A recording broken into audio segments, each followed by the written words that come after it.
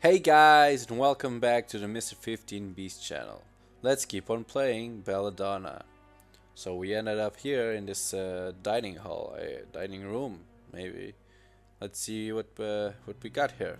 Candlestick. A big and heavy candlestick. It looks like there used to be two of them. How can you tell? That's okay. It's a mortar. And a pestle too. They seem to belong here, but I'll remember where they are in case I need them another time. Okay, that means we are going to need them at another time. This is my sexy. The label sexy. says Dr. Wolfram von Trauerschloss. So this is the man who brings the dead back to life. He looks as though he would have been handsome once. Handsome, you say? Of course! This is a picture of handsomeness. Of course. It's warm. I haven't realized until now just how cold my body is. You're dead, woman. What the fuck did you think your body would be like? The doctor is losing it. He's just scribbling down nonsense by now. What will he do if he ever acts on his wild suspicions? What? Alright. It is clear to me what I must do. I am now convinced beyond any reasonable doubt that my wife is unfaithful. They still hide it very well, her and that housemaid, but my logical mind tells me where there is no other explanation. For countless hours I have pondered the situation, and the more I think about it, the more certain I become that my judgment is correct. These countless hours are hours I could have spent thinking about my work. It is clear to me that I will never be able to fully concentrate on the puzzles at hand as long as my thoughts keep creeping back to my wife and her new lover.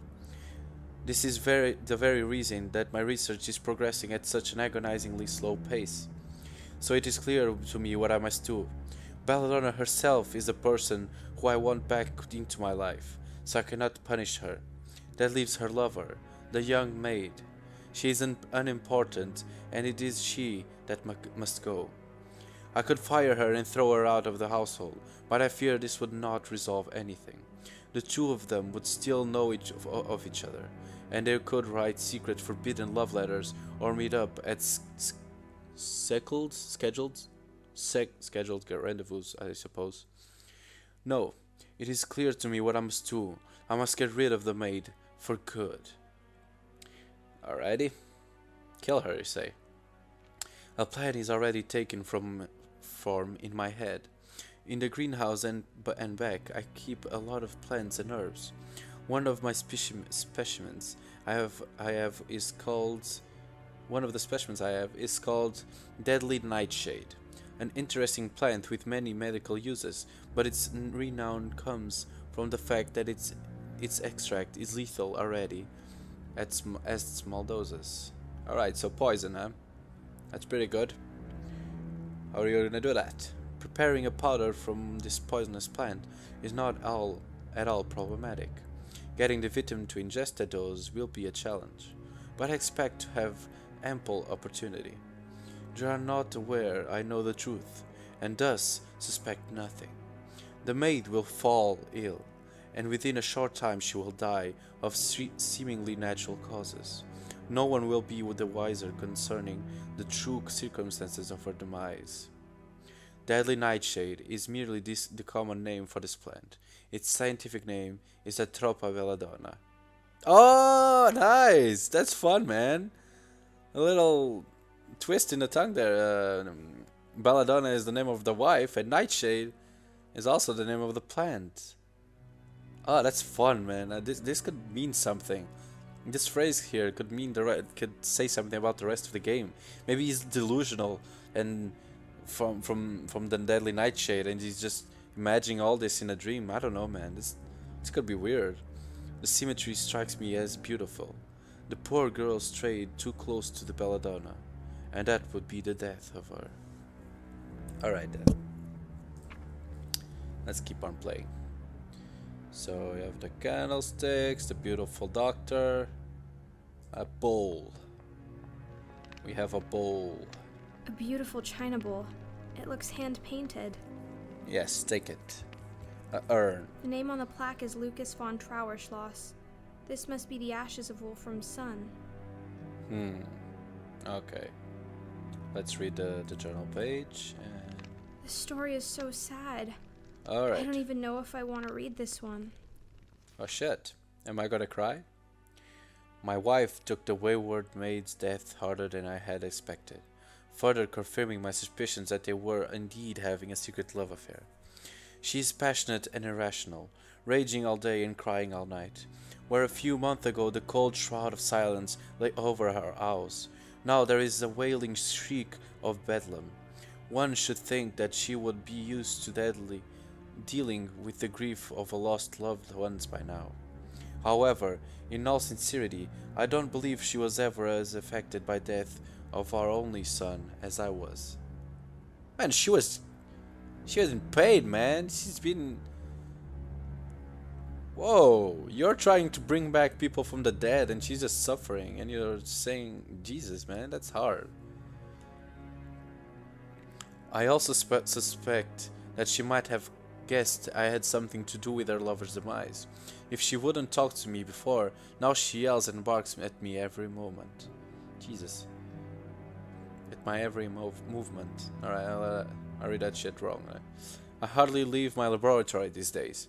I even have a small bed down there, where I sleep the few hours when I'm not working. All the while she prowls around upstairs like a hungry tiger and attacks me for futile nitpicks as soon as I poke my head out. What happened to the love we shared when we married? We were going to live together in her inherited castle. We were going to have children together. Now all I get is abuse and a cold bed in the basement. All I want is for things to go back to the way they were before all of this. Okay, man, but come on. I mean, the child, he just died. His son died, and she's having a bad time, you know, and this is bad, man. This is all bad. Alright. There's nothing here we can pick, right? Alright, let's go. Oh shit! Oh shit! Is that him? No!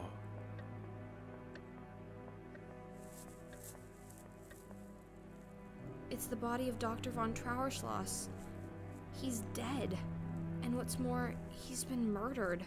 But oh, shit. Who could have done this? There must be some clues around. Oh, it's the candlestick that was missing. The She was right. Candlestick. And it seems to be the murder weapon. Oh shit.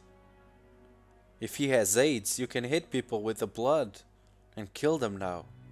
This is a good weapon. Blood is flowing from a wound in his skull. I wonder if he was alive when he was killed, or if he was just a mechanical cadaver like me. There's no clockwork or artificial parts that I can see. Yeah, he seems... How can you tell? He seems like a normal person. There's a journal page. It's his body. The body is still warm. Oh, I can touch him. He cannot have been dead for much longer than I have been alive. Alright. Did he have to die for me to live? That's not what I think. The back of his head has been cracked open by a heavy blow. He couldn't have seen the attack coming. He was dead before he knew what happened. Well... So, he trusted his assailant then? Oh shit. Was it me? I have no memories from my life before. Maybe it was I who killed him. But then, how was I brought back? Yeah, that doesn't make a lot of sense. This game is a big mystery. This is cool. There's a letter clutched in his hand. His final words? Oh, don't touch that. Left by the killer. Jesus. Over the course of a sleepless night, I have thought through my next course of action from every possible angle. For it is indeed time for me to take action again. Even with troublesome maid out of the way, I see little chance of getting my old Belladonna back. If anything, she is worse now than ever before. But I have an idea, one that kept me awake all night. I've come very far in my research by now. I can now fairly predictably create living creatures that are stable enough to not spontaneously die again. This is consistent through my many different species of animal. I have noticed something peculiar though. The return creation seems strangely vacant and sluggish. It is as if, although the body is broken back to life, the soul is forever lost. The creation is perfectly functional and responds to stimuli just as if it was truly alive. But the mysterious spark of will it seems to be missing. I know no other way to describe the phenomenon. This bothered me before, but now I cannot help to think that this might suit my needs. Isn't it precisely the strong will of my wife that is causing all my problems? There is no need to be poetic with flowers this time.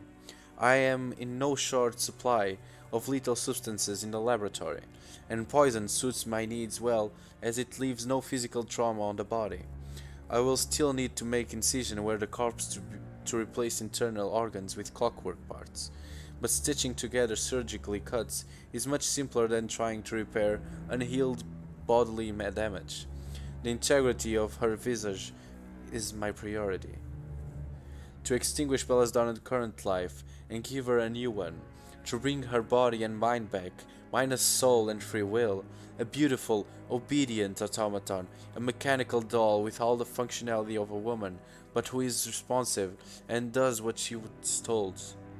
That, my dear future reader, would truly be something. I think it is high time I tried my revivification process on a human subject. What a fucking douchebag! He killed me so they could bring me back alive and make me his fucking bitch. Oh, that motherfucker, man. Oh, that's so fucking wrong.